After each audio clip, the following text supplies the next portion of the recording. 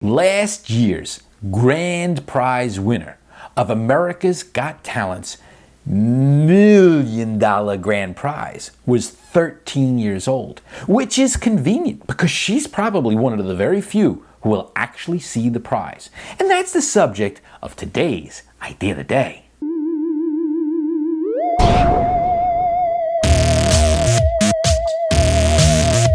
Now, I don't watch a lot of TV, but I find it interesting that it seems to me that the reality and I guess new generation of game shows seem to like to push the fact that if they're in prime time, they have to have a big $1 million prize. Of course, there's smaller prizes, like I think they give $100,000 or something to the biggest loser. But the point is there are these giant prizes. And in particular, America's Got Talent offers to the winner of the best act $1 million. Really? I got news for you.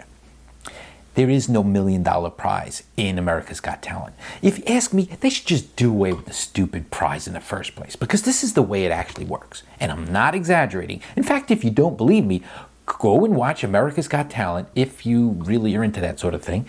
But at least watch the last 30 seconds of it. And I do mean the last 30 seconds where they run the credits and you actually see in small letters at the bottom the fact that there's a disclaimer that the $1 million prize is actually spread out over 40 years, which means that the 13-year-old who won it will be 53 years old by the time she's received all of her prize. 53.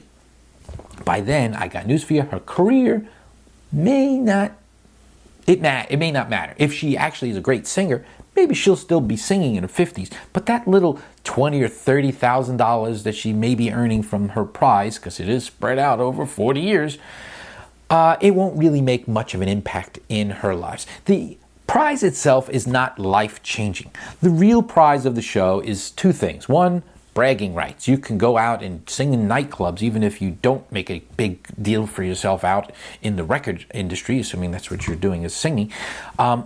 Whatever your talent is, you are going to just get bragging rights saying the winner of America's Got Talent. You are the winner of America's Got... That's big. That's the prize. The fact that they also give you a show is also not quite what it is. Although there is a very big winner, Terry Fader. He is one of the biggest acts in Vegas, but all they actually promise is that you'll get a show in Vegas, which really is a limited run, and you get to go out and they do a little show, and some of the other acts that didn't win are also in the show.